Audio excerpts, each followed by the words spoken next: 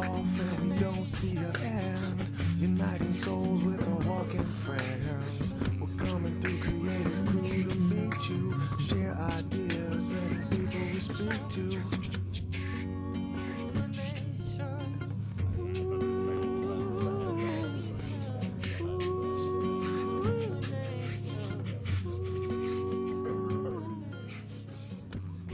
Here doing our rewind of episode 13, Sedona Bound.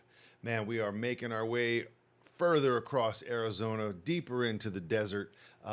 This is a great episode. This is where we basically woke up in the morning at a campground and found ourselves at a String Cheese Incident concert. I don't know if you guys know String Cheese Incident, a really fun touring bluegrass band. And then we also went down to Sedona and got to hang out with David Ike for a little bit, who was a lot of help with our journey. He put our website and our map up on his website and shared with people all over the world. So we got a lot more traffic and a lot more people checking us out, being able to meet with him. So that was really cool, but really excited to do a deep dive on this. We got Rocco here. How you doing, Rocco?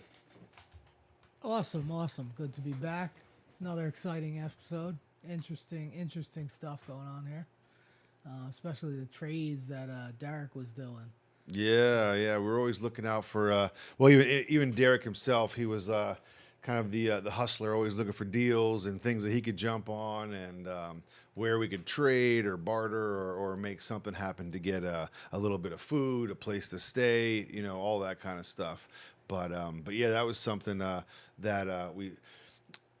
Yeah, this was a great situation because, again, it was one of these things where, kind of like Coachella, where, we're out in the desert. We don't really talk to too many people. And, there's periods of like weeks sometimes where it's just us out there. And it's always so nice when we come to a place and then all of a sudden a lot of other creative people just kind of congregate and come around us and stuff. So that String Cheese Incident at a campground was really cool because then we had an opportunity to talk to a lot of other people and meet a whole bunch of new people that we would then because these people usually when we meet at concerts, they'd be coming from different parts of the country. So a lot of people that we met at some of these locations would be like, oh, hit us up when you get through Denver, hit us up when you come through South Dakota, hit us up when you come through this area and that area. So a lot of times at events like that, like music concerts where people were coming from a lot of different areas, it would really be good for us because we could kind of expand our network of people that we would meet along the way and people that then we would meet back up with further in down the road and stuff like that. So this episode basically starts us off in the Coconino Forest, in the National Forest, and this was some of the first parts of BLM land that we stayed in. Like we said, the BLM land, Bureau of Land Management, this is all free, open property that anybody that's, in the United States can stay at for free for, I think it's like a couple weeks where you're allowed to stay and camp out and be there. And then you technically have to move a little bit. They just don't want any permanent type of situations. But as long as you drive out and drive right back in, you can continue staying in these BLM places for extended periods of time. But that's kind of where we were going around when we ran into this String Cheese Incident festival, and it was right after we pretty much walked through. You can see at the end of the last episode, we're kind of preparing for a crazy monsoon rainstorm, and that hit us, and then we kind of got right into the Flagstaff area, which is right where this Coconino Forest is, which is kind of like basically the entrance when you go up then north to get up to the Grand Canyon. So we were kind of about through the middle of Arizona, just kind of getting ready to, start hiking up towards the Grand Canyon. It was interesting that Derek was trying to trade things that you can use and barter and sell to earn money on your trip. But then he said he was going to trade the Xbox for a sword. Right. What was the purpose of that sword? And did that sword travel with you guys the whole way? Yeah, no, that was something I think we were all kind of looking at each other while Derek was making some little trades and stuff like that, but it was his Xbox, and if the guy wants to trade for a sword, I guess we're not going to stop him. But usually we would try to make the best out of these situations, and everything that we found along the side of the road or we'd accumulate in a trade, we'd either try to pass it along to, trade it even further for other stuff. But with the sword, we actually ended up using that for, pretty much throughout the rest of the walk. But, when I say using it, I mean as a prop. We didn't need to use it for protection or anything like that while we were, walking, even though a couple times probably would have felt a little safer when we were doing our desert walks at night, kind of being surrounded by coyotes and starting to kind of be not sure if there's a mountain lion walking next to us or what's going on, because your mind starts playing tricks on you when you're in the darkness walking and you hear rustling of sticks and bushes on either side of you and you don't really know what's going on. I can imagine times like that, maybe a samurai sword could come in handy. But yeah, it was one of those funny things, man, that we ended up through all these different locations. We actually made a kind of a kung fu movie throughout the whole entire walk. A lot of times we'd get in front of monuments or really gorgeous landscapes, and rather than taking pictures and trying to film these beautiful landscapes, which we did also do, but we would our first thought was, hey, let's get the sword and let's start shooting some footage of this epic kung fu saga that we're gonna share with everybody at some point. That's something to look forward maybe towards the end of this walk adventure to share this 20-minute long short movie that we did called The Sword of Fear. But yeah, that was just kind of being open to the universe and what the universe is going to drop in our laps, just running with it and rolling with it and seeing what we could creatively turn into something else. Because like we said, we were always coming up with skit ideas and talking about just things, just different concepts. And we had been talking about some kung fu movies and some karate type of stuff. So, the whole way our walk was going, I'm kind of not surprised. Someone was like, hey, could you use this samurai sword for something? It's like, yeah, most likely we can. So yeah, there was a lot of that kind of stuff. So I'm really excited. Maybe I think we have a trailer. Maybe we'll do a little teaser trailer that we'll show you right here. Boop. The United Souls of Awareness presents an original piece, something never done before, starring the United Souls of Awareness.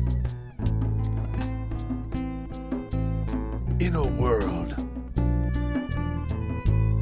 where one man must learn lessons of courage through a mysterious sword.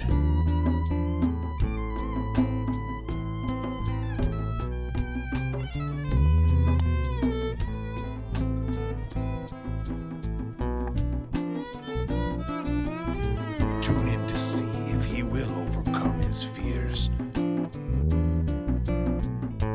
to yield the sword of fear.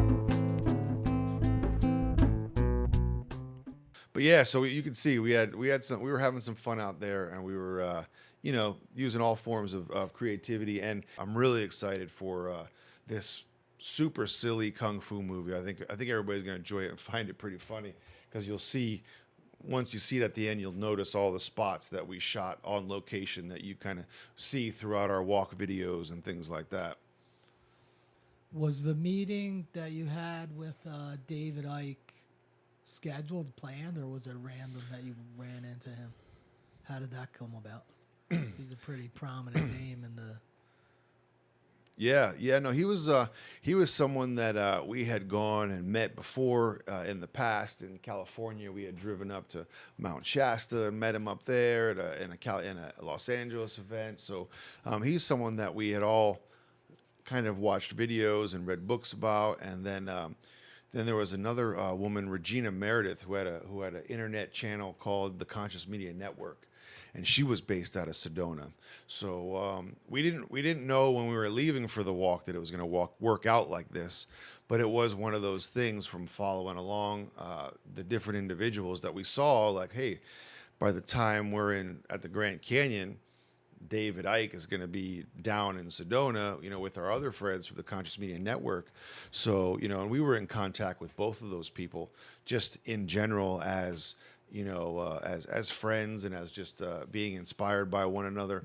So we just, I sent a message to David and sent a message to Regina and said, hey, we're out on the walk now. We'd love to meet up. And they were like, yeah, please come down and come over to our house and hang out for a little bit. So we put a little clip of our David Ike interview. We spent a lot longer time than that with him and had a really good sit down interview. So maybe in the future, we'll put out some more bonus footage of our continued interview with David Ike. But yeah, lots of great stuff. And his website and community of people really opened us up to a lot of interesting conversations and people that we met along the way. He put our map on his homepage on his website and basically told people go out and find these guys. And people did. They came out of the woodwork. And we had a lot of people started to contact us and wanted us to, stay over at their house or cook us dinner and just kind of like share the love, share the knowledge. So that was a really great upgrade, level up, going down and meeting with the Conscious Media Network and David Ike. We met so many great people through the rest of the walk from that meeting alone. So that was, kind of, on the one hand, kind of just a magical thing that we were there at the right place at the right time. And, but something that we did have on the radar as far as, once we were out there, we saw schedules and stuff, but it wasn't anything that we originally planned on. It just kind of happened to be that way. Yeah. I felt like when you were talking to David that the interview was almost timeless. Like the things that he was saying 15 years ago are super pertinent and going on today. It's almost like I was second guessing myself that you filmed that 15 years ago because he was talking like it was today's current events. Yeah. It's amazing how much that the whole time loop continues and how we're still dealing with those type of things and yeah, from that was a lot of some of that stuff of what I really enjoyed about David Ike and his perspectives on things, and his views as a honestly a global researcher go pretty much as far out as you can get, from someone that is just taking in information from all over the world and trying to compile it into an accessible and digestible ways for himself to understand what's going on in the world and share it with other people.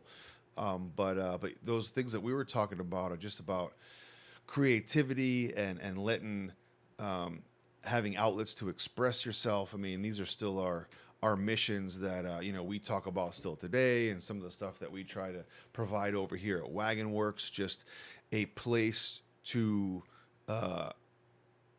express yourself and a place to bring down the walls of frustration and get back to our core creativity and what we like to do and what makes us special. And again, you can only experience so much of the world around you to where you need to express it one way or another, whether it's athletics, spirituality, creativity. There's so many different ways that you can express yourself. But, like in that interview, people, you take on so much and you build up these walls and you don't let it out in any type of a way. And it just kind of puts you down further and further. And we did experience, we met a lot of people along the way that, needed to hear some words of like what David Ike was saying and like what we were trying to say and what we're still saying now, to just encourage people to do their idea or go for their goals or try different things. That's a hard thing to do. And again, when you have so much frustration that's just from the outside world, it's hard to have that confidence or have that drive to truly do what you want to do or be who you want to be. So, but yeah, these are, it is a timeless message of just trying not to let the world just kind of beat you down. And honestly, we've just gotten through a crazy last year of confinement and frustration, and it would seem that the world's more divided now than ever. But again, these are seeds that have been planted and that we've been trying to talk about for quite some time. So it's interesting to see how people are still trying to deal with their frustrations and how they can express themselves in one way or another. Sometimes a lot of these guys that say these things that are extreme, I feel personally that they're just trying to get you to question everything. Yeah. They're not necessarily saying this is a fact. They're just saying, what if? Yeah. And making you open your eyes to be aware of the different possibilities that are out there. Yeah, definitely. And that was the one, I think so too. And that's one of the things I don't think David Ike gets enough credit for, because he's done such work in laying out. Again, you have to want to ask the questions of how things have gone and why we are where we are, and he's done such an amazing job in like laying out from ancient times and ancient religions, and like how they all moved from went from one place to another, how they changed their name, what they believed, and just kind of really to get up to the current, so where it's okay, now you can at least see how this stuff falls into place, or is actually a part of the puzzle. That was one of the first questions, I think, how I got turned on to David Ike. I asked one of my buddies, I was just like, yeah, like what? I was like, yeah, does it make sense? Like, what happened before the year 2000? Like, or like when it was year zero, like what was the year before that? Or like what, like, I mean, I understood it was basically because of Jesus. Like Jesus is the reason why we're in the year 2021, but like, yeah, how did that happen and why? And what was, where we have a year zero, like what was time the year before that? I mean, they certainly weren't counting backwards. I mean, that's how we do it. Like then we count backwards and go, BC and all that. But obviously before whatever year zero was, that wasn't what the year was, like -1 or whatever. It's like, well, what was that? And I was just talking to my buddies, like, oh, you need to read David Icke, The Biggest Secret. And it was like, and that's where, it starts off and it just goes through Babylon and the Sumerians and just all their ancient texts and all the religions, and just goes all over the world. And that's what he did. He just traveled and met and took all the creation myths and really just tried to like piece stuff together and just was just, again, sharing information. And once again, we are here with Cam Payne. How you doing, Cam? What's going on? What's up, y'all? I'm good. I'm glad to be back, man. It's always a pleasure. So we're just kind of kicking things off. Rocco had some questions that we were starting off with. I noticed in this episode that Derek was making some interesting trades. He was trying to get some trinkets and things for you guys to sell along the way and make money. And then one of the things that he said was something about a sword. And I was kind of curious, A, why would you need a sword to walk across the country?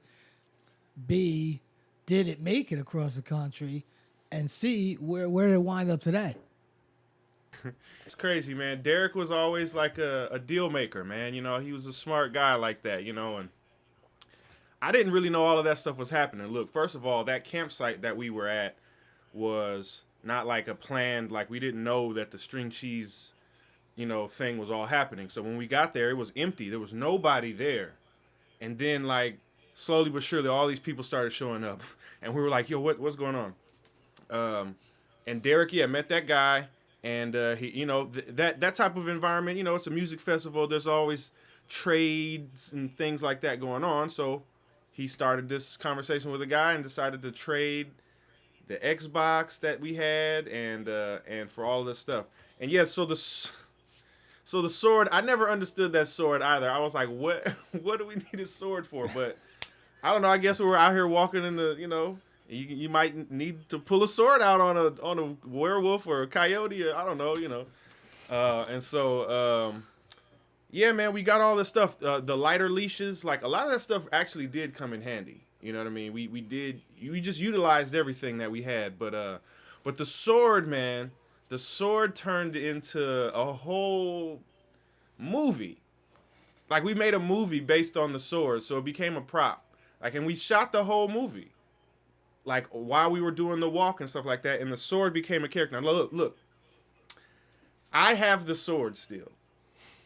Okay, uh, it's right here too. Look, I'm gonna show you the sword, but yeah, it was locked away in like a storage for a long time, and I came across it like maybe a couple like last year or something like that, and I was like, "What? The sword of fear." That's what we called the sword. You It's the better be sword careful with that sword, man. You know what it did to you in the film, man. Does it still have the same power? You got to be careful with this thing. Here it is. Check it out, y'all. Okay, it's a real ninja sword. Okay, I'm gonna slide it across the camera here. Look at this. What? It's dirty though. Wait, hold up. That's the authenticity of how it is. See, look at this, man. Ooh. I don't know what those words say, but it's banged up a little bit. But this is the guy right here. Check it out. Oh my gosh. It's the sword of fear, y'all. Fear lives. Yeah, it needs to be restored. But yeah, so it made it. It's right here. 15 years later, you know. Goodness gracious, man. Yeah, so we're going to keep on shooting the movie. I'll make a part 2. And, you know, stay tuned, y'all. You know, coming soon to a theater near you. Netflix, if you're watching, let's go. Yeah. You know what I mean? Nice. Oh, man. Yeah, but yeah, it was interesting, man. So yeah, we utilized all of those things that we had on the road, and yeah, all those people just started showing up, and we were like, "What are you guys doing here? Like, what is this?" "Oh man, string cheese show." We were like, "Get out of here!" It's campsite, you know, just filled up with people, and yeah, it was fun, man. And we, like I said, you'll be able to see some of those clips, and see the whole movie soon. We're gonna try to put it together here, and you know, spice it up for everybody so we could do another debut. You know what I mean? We can release the movie to the masses. Yeah, man, that was funny, man. Like I said, I was just watching it the other night, man. It was so hilarious watching us putting that together. And you know, I was talking a little bit before about you know, just kind of bringing up Jono a little bit more, just because we each had a different, you know, passion or something that we really were impressed with, or what we really did on our day-to-day basis. I was kind of like a visual artist. Jordan, Cam, they were into music and comedy and other stuff, and Jono was really into film and directing. And I'll never forget when I first even met you, Cam, and like VHS tape, I think, or maybe it was a DVD or something, where you had your "It's All Right" music video, and it just like, I remember watching that video and just being like, wait a minute, that's you? Wait, what's going on? Why? It just that, you know, when you see stuff like that during that time period, when you see like a well-made, awesome music video with like some serious awesome music, like you're just not used to seeing that, you know, without like $1 million plus budget, and you know, you don't really.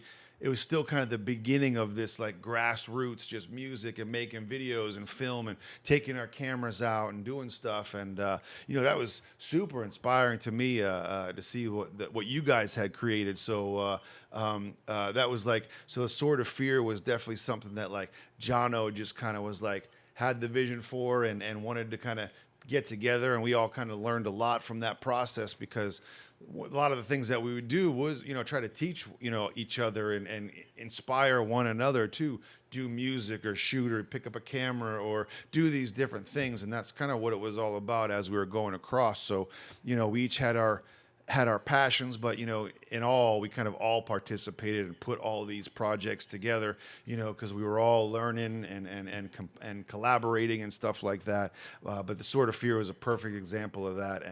And yeah, some epic locations that we shot at. You know, I wish we had better cameras. We had like little, you know, digital cameras that could take like a few seconds worth of film, you know, on little camera cards back in those days. And you know, but you know, it is what it is. It was a lot of fun. You know, some of the stuff we were doing on the side of, you know, just walking. You know, we were also making kung fu movies. So you know, we were keeping busy out there. There was so much in Arizona that I was blown away by, with the red rocks and the formations that were happening on all around us as we were going through. It was changing a lot more than I expected from, like we were saying the last time, you know, the last episode, we were basically getting going back into the woods and the evergreens and monsoon season. You know, it was just raining everywhere. But then, you know, we went a little south and got the Red Rocks in Sedona and all these powerful like camping areas and electrical grids and creeks and hiking and all kinds of really cool stuff. And just all, Arizona really blew me away with the amount of just formations and just out of this world almost landscapes we came across. You know, did you you know, what were your thoughts when we were going down to Sedona? Oh man, yeah, I had, this was, all new territory for me. And then we were going down there to see David Ike, and see or actually speak with the Conscious Media Network folks. And Yeah. so that was exciting because it was like, we're getting interviewed. But seeing Sedona, yeah, that was amazing. I still to this day, and like, you know, a lot of the people there are very spiritual, ethereal, all that kind of stuff. There's that vibe that's going on. It's very, it's like a vortex of energy Yeah. because of all these rock formations and all these things like that. There's an energy there that you can really feel, and it's peaceful, it's calm, it's just like no other place, It's really cool. All of those Yeah, rock it was cool. formations, man, that was amazing. Yeah, it was really neat. Like, it was exciting to meet the Conscious Media Network because you know, this was also like a grassroots network. You know, pre even YouTube, where they had their own website, cmn.com, and they had just videos that they would put up every week. And but yeah, these videos weren't on YouTube. Weren't on, it was just on their website. You'd have to go to their website, and they just had content playing and, interviews with some of the top minds from around the world. That was a huge resource of information and knowledge on that. Back in the early 2000s, Regina Meredith and the channel that she put together. She went on, and I think she might even still be with the Gaiam network. It's kind of like a yoga, new age spirituality, another network. But now she has a couple shows on that, I think, and still does documentaries and production and stuff. But yeah, again, kind of, they were some of the pioneers of just trying this content creation, almost like podcasting, video blogging, and stuff like that. Way ahead of the curve, putting out a huge amount of content, and it was great to make that connection and be able to, then reconnect with David Ike, because we had, me and Jordan had met him before, and we went up to Mount Shasta up in California and went and drove through Bohemian Grove. That was a whole other adventure, like Bohemian Grove, David Ike trip, Mount Shasta. That was like a solid, full trip. But yeah, this one was really nice. We got to, he invited us to come watch his lecture that he did, and we got to see that. And then we, got to spend some time with him, and, we put a little fraction of our actual interview with him in this episode. There's a lot more footage that we'll go through later, other parts of the conversation that we talked with David. But yeah, this is just kind of a little taste as we go back through these episodes and start sharing some of our journey. We're just trying to give you little clips and give an idea of what it was like. But yeah, I don't know. I'm trying to think. Is there any other things you can think about that you want to talk about for this one? Well, just the this was also one of those moments. We did a lot of creativity stuff there in Arizona. There was a skate park that we went to, and The what? and we shot some of the sort of fear stuff there. But it was just kind of on the route, like to finding where we were going. It was kind of before we went to, or it was either before or after we had went to the lecture. But we were supposed to be meeting up with the guy Cameron. Like, I think we met him at the lecture as well. Who it was one of the kind of the first, not the first, but another place where we went where someone allowed us to come and stay at their house, and give us a place to stay. And some of the movie that we shot in Sort of Fear was in his backyard. And when you see the shot, that's this guy's backyard. It's like an amazing view that he had there, and it's just that's what it was. Everywhere you turn, kind of it seemed like in Sedona. Like if you turn this way, it's like, oh wow, look at that amazing view. And if you turn that way, it's the same thing over there. And no matter where you turn, so that was something that I definitely remember. And then we met a walker that decided to actually be a walker, Vicky, over there at Cameron's house. And we didn't get to see that, but that was in Sedona, and then yeah, and then she meets up with us later on. But let me see. Yeah, because she was living in Flagstaff. So, yeah, we Yeah. met back up with her. We went back through Flagstaff. And, yeah, she was one of the first, like, walkers that was like, hey, I'm down to walk with you crazy dudes. And I'm going to just head out and see how it goes. And she came out a few times. Like, you'll get to meet her a little bit more in the next episode. We get to Grand Canyon. But yeah, she came out a few times. I think she was even out, came out at the end, I think, too. Like, Yeah, yeah. But yeah, no, that was cool, man. Meeting up with Vicky, our first official walker that we met along the path. That was just, hey, I'm down with this. I'm ready to go. We're like, all right, let's do it. Yeah, that was cool, man. I think that was over there at Cameron's house. That was like I don't know. Maybe you ran across a couple of snakes, but I remember we ran across a rattlesnake when we were like went on a little hike around his house. Oh yeah, that's right. We were walking around at night and heard the rattlesnake. Yeah. Scale kind of like kept us off the side, almost like protected us in a way. Yeah.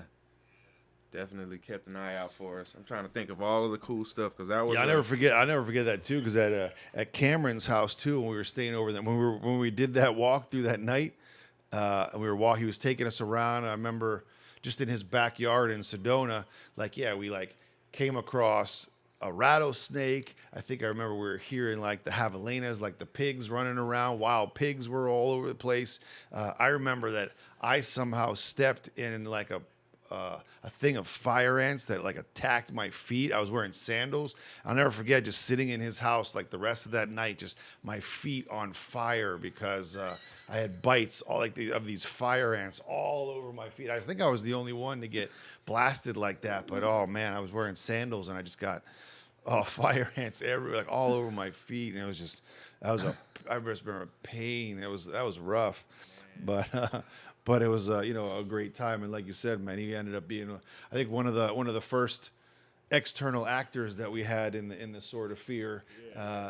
It's interesting watching that movie too and seeing where all the scenes were shot and thinking back of like what order it was shot in and where we were, from like the skate parks to like his house to Monument Valley to all the different spots. But totally funny, man. Because that was that Cottonwood skate park that we kind of started everything off, I think, at. Yeah, we did. I did right before, I think, Middle Sedona. Jeon, short shots, I think, and I did a whole video. I think that's still on my YouTube or something like that. We might have to snatch that or something like that and put that in here somewhere. But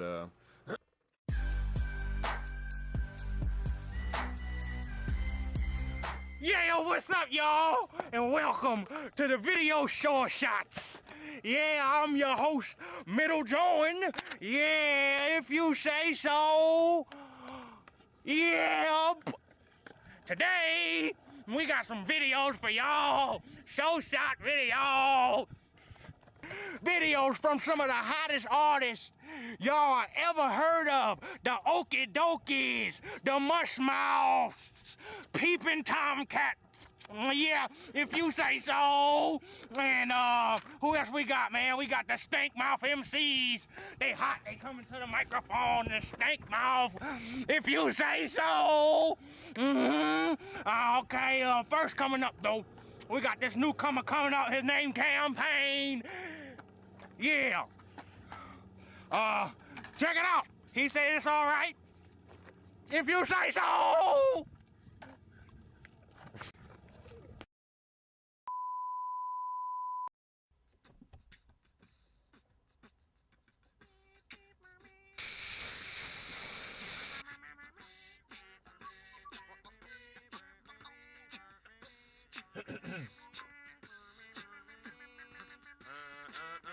Citizens of America, searchers of good music, welcome to my campaign. I am Campaign. If you're tired of repetitive radio, monotonous music, ridiculous rhymes, sorry singers with poor production, it's time to make that change. Vote for me. I will take you to the promised land.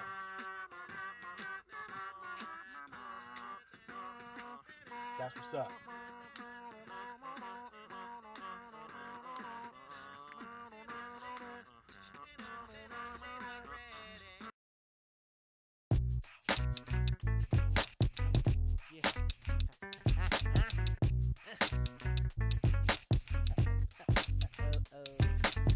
I'm about to teach ya song snatching. Lights out, time for some action. I'ma let the OG linger. Hey, that's the way it goes. Shout out, yeah, y'all, check it out. I'm about to make it happen. Singing and rapping, so I hope I don't catch no gun clapping.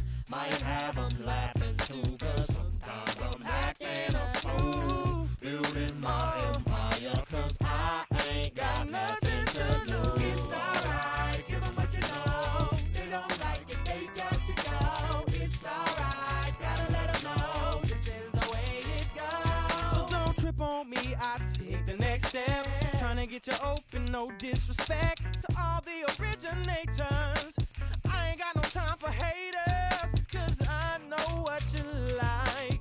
I'm just knowing y'all gon' feel me, and I know just what you need. I'm just hoping y'all gon' feel me. It's alright, give them what you know. They don't like it, they got to go. It's alright, gotta let them know. This is the way it goes. It's alright, give them what you know. They don't like it, they got to go.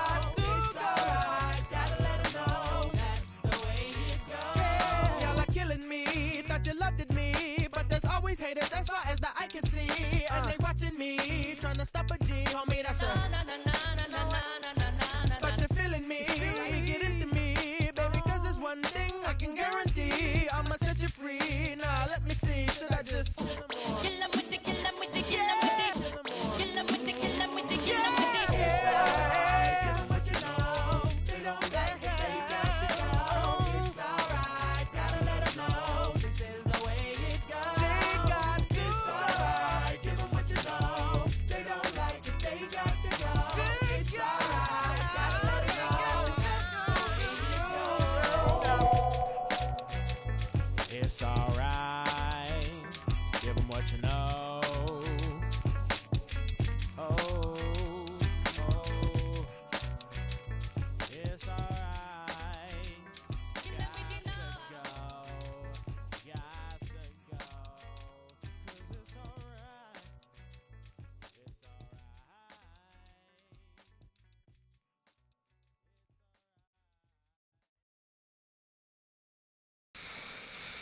We gonna have some more videos for y'all. Who is it? The Mush Mouse, the Platinum Heartbreakers. We got the Two-Timers. If you're up. The two-tier committee. Two live donkeys. Something. It's gonna be hot. It's so shot. So shot. Say, man, what's your problem? Huh? You okay? What are you guys shooting? I think so. What are you guys shooting? If you say so. Hey, are you guys gonna be on the internet or something? Yep. Hi. I wanted to say hello. Can I say something? Middle Jeon. Oh, my bling. What's your name? Yeah. Bill. Bill. Bill what? You gotta say Bill. Bill. Yep. Yep. What are you guys doing, man? Oh, it's video show shots, videos. What type of videos, dude? Music videos like yeah, yeah, hubba hubba ha, ha ha ha, yeah, ha, ha, hubba ha ha ha. Dude, what are you saying, man? That's the new platinum. I don't understand you, dude. Platinum. This is breach of communication, bro. I got platinum. Dude, that's aluminum, dude.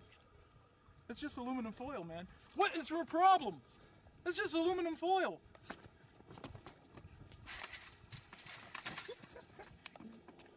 Hello, John. Come and skate with us next time. While you all on my grill, I'm thinking it's time to chill, but you want to drill though. I couldn't even step out the baby blue Bonneville. Was that one of you guys' first projects you guys collaborated on? Because you know Jono from high school, right? Yeah. When it comes to that, that was the bigger one, yeah, because this was when he was in. This was like actually his school project. He was in school, and so yeah, that was the other thing. And like they had access to at the time, kind of the best cameras at the time, like the 24p. You know what I mean? Camera. Like at the time, that was like what you had to use that one if you wanted it to look really good. Yeah.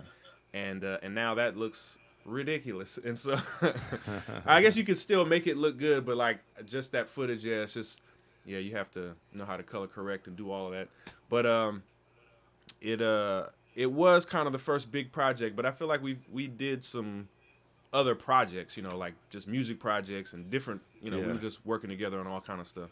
I know, I'm sure you, because I was always talking about David Ike, but did you know much about him or what that was, you know, kind of like, because it was a nice little impact that we had, because, you know, he put us up on his website, and then we started having, you know, people reach out to us, and we met a lot of other cool people and even other walkers, you know, people like Paulie and Mary Jane, you know, they were all, you know, they found us through the David Ike website, and other people that we had met that kind of came out, and, huh? I didn't know that Paulie and Mary Jane found us like that, but Yeah. Paulie found us on the website, and this dude was like a chef at an Indian restaurant. He just rolled up on us with a van, had like a whole catered like Indian, you know, meal with all this stuff. He did that a few times for us, like drove his restaurant out to us on the road, and you know, made us food and stuff like that.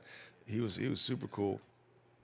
hold up, let me plug that before I fuck up. Yeah, I was in Cleveland, you know, but yeah, no, Yeah, that was a nice little. What'd you say? You said, oh, David Ike. Yeah, no, I hadn't really heard of David Ike really before. You know, you kind of brought him to my attention, and so, yeah, and like we were at the time, you know, we were definitely on a page when it comes to like the country and politics and all this stuff. You know, one of the other reasons why we were wanting to walk, at least I remember you talking about, was like because, you know, what are the freedoms that we still have in our country? Can we just walk across the country like this? It was sort of a test in that light as well. But, you know, we were kind of enlightened. We were illuminated. You know, we were thinking about a lot of different things in different ways. And, you know, Bush was the president at the time. And, you know, at the time he was the worst president, like, which was crazy that Donald Trump completely changed the game with that.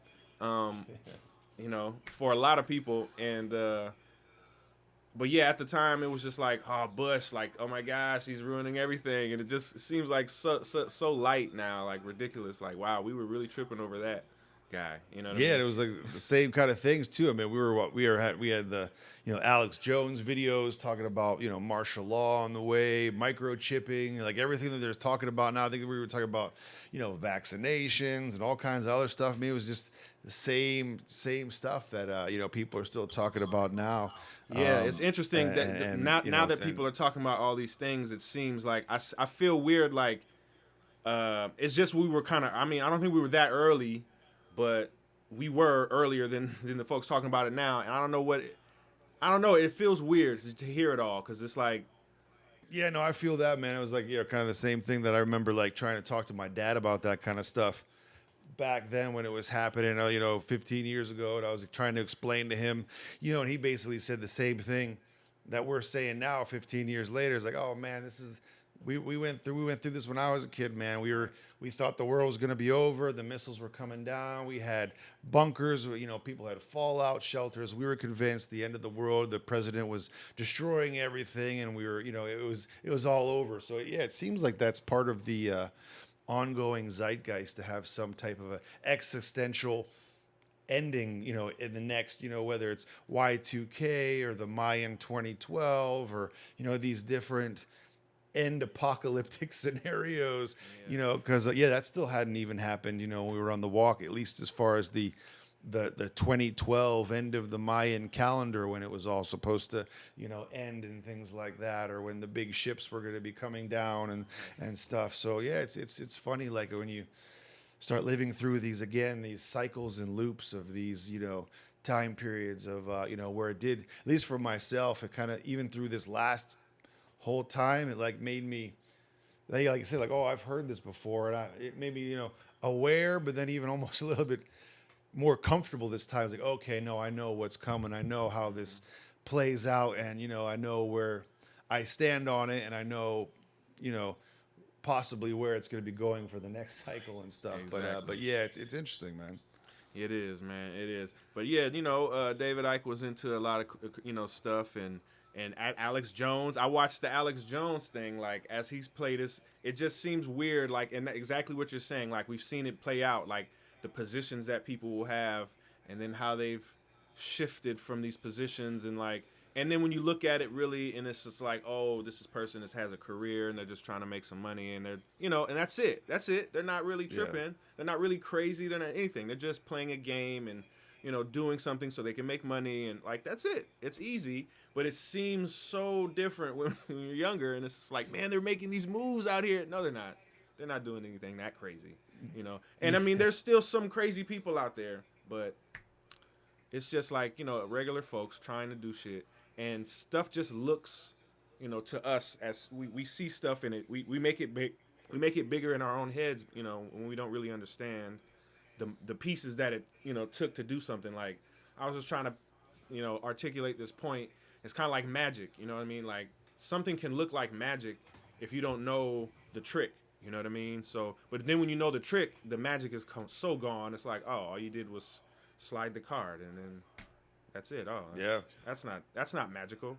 You know what I mean? But if you don't know anything about that, you're going to be like, oh my God, this is crazy. How did you do that? So it's the same type of thing. It's like, we just don't know the stuff that's going on. So, the ignorance makes you come up with magical, solutions of why that happened, and so it's interesting. Very interesting. Yeah, man. It's and even if in the media that we're in now, and YouTube channels and creating content and all that kind of stuff, it's like in the same vein. But yeah, no, it's just interesting, these pockets of people that have their own networks of maybe 10, 20,000 people that are kind of in their own bubble and supported, whether it's comedy or movie reviews, and they have their own like livelihood built on what they make and their creations and advertising and support, and we'll probably never even hear about them. Like, there's so many like isolated pockets of things that, it's not like on a channel or a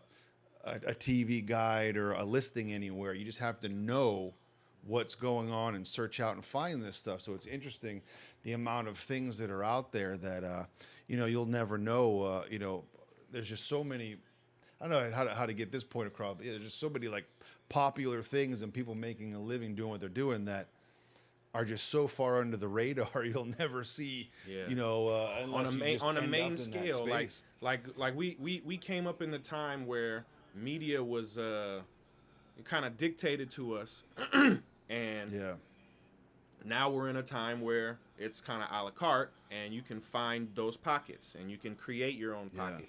And you don't need a mainstream media, and so that this is another thing that I've been trying to figure out as well, is that how this transition is going to happen, because like I said, we're used to that. We came up most of our life with old school media, like saying, hey, here, look at this, and look at this, and look at this, and commercial for this. But now you can bypass, you can skip commercials. You can only you can subscribe to stuff with no commercials. You can only look at stuff that you want, you know what I mean? And that's just a different way of going about collecting your information. And when you find something, that you like, you can stay in it, and you don't have to, no one's going to pull you away from it unless, I mean, they're going unless you get canceled, which is like the opposite, which is like the flip side of things. Like, there's the benefit of giving the power to the people to, you're like all the crowdfunding things or any of these little networks where the people are the people that you're directly connecting with. Like, like you said, you don't have these corporations or structures that are the in between, mediators. But at the same time, it's interesting, the people are starting to realize their power, because if they don't like you, they can, cancel you, and they can just, erase you from, the internet or whatever, and you might not be able to get work. So it's kind of like a double-edged sword, and I think that's part of this, cancel culture or whatever you want to call it, is like people starting to wake up and realizing their power. And right now, their power is like canceling a TV show or canceling a comedian for saying something. But, once we realize that on a bigger scale, I think it'll be, in another 5-10 years, that'll grow into bigger situations. But right now, I think we are seeing it, that interesting flip of what we've been talking about this whole time, of not needing all the big production companies and that the power is with the people, you know, and that's something that's always been a thing. But I think now we're really starting to see the good, the bad, and the ugly of what that actually means, you know? Hey, man, you know, we might have been a blueprint for somebody. They might have been silently following along. Like, look, these guys are walking across the country doing it. We knew it was going to work. Let's take notes on that and never tell them. I don't know. But, like, you know, but seriously, though, like, we've been ahead of the curve, and we're doing that. We were doing that then. That's the idea. This is probably why we feel so like, yeah, well, what do you mean? Like, now you guys everybody wants to do this? Like, now this is the thing. But it just wasn't as popular. We just did stuff when it wasn't popular, you know. We were straight YouTubers at a time when that wasn't a thing. Right. I think I mentioned this to you before, that the interview with David was completely timeless. You could have met him today and it sounded like what you guys were talking about then is going on. The frustrations that people are having now is exactly the same. Their frustrations with the way government is running things, and people's creativity being stifled because they're tied to money and a job and a car payment and a house, where if you can eliminate all that, then you can let your creativity flow. So I was just amazed that interview was 15 years ago, because it felt like you were talking about what was going on today. Some of the stuff that really resonated with us as creative people and was part of, you know, our journey, and one of the things that we wanted to be able to share with people, and knew that, you know, David Ike, you know, that was definitely part of his flow and, you know, where he was at. And he had just put out a book, Infinite Love is the Only Truth, and that was kind of his lecture that we went and visited, and, you know, his speech and thing around that time was pretty much all about that, you know. So it kind of really fit in with our mission and what we were up to, and it was perfect timing all around. But yeah, man, thanks, Rocco. Cam, do you have any last thoughts on episode 13? Yeah, no, that's that was it, man. Just really enjoyed reliving that, but yeah, just trying to keep that vibe going, man, because that was when we were really in that love vibe with listening to David Ike, and just really conscious media, all of that stuff. Like, we were really in a good vibe, and Sedona had all of those good energies. So yeah, I'm feeling good. Awesome, man.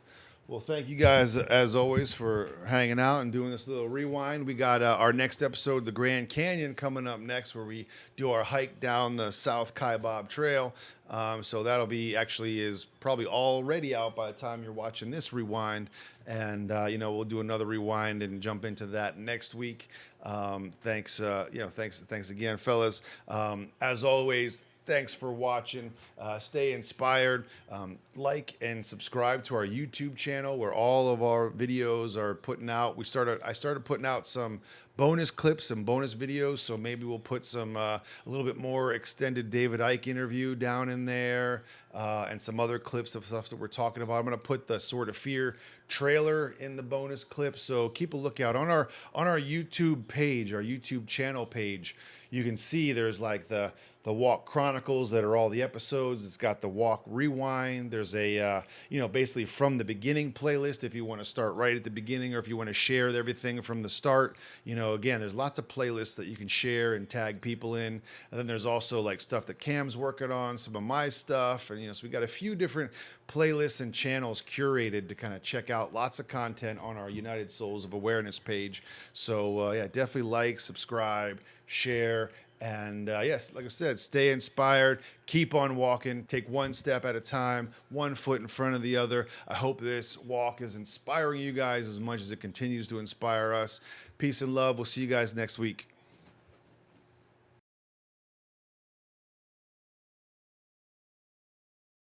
Hold on. Yeah, sorry, dude. We got to start that part again. No. Hold on. Let me do somebody's gonna say, "Hey, what's up, Cam?" Do that again. Yeah. Oh, you got the sword. Nice. So it ended up on your mantle. Okay, I didn't know that. Nice.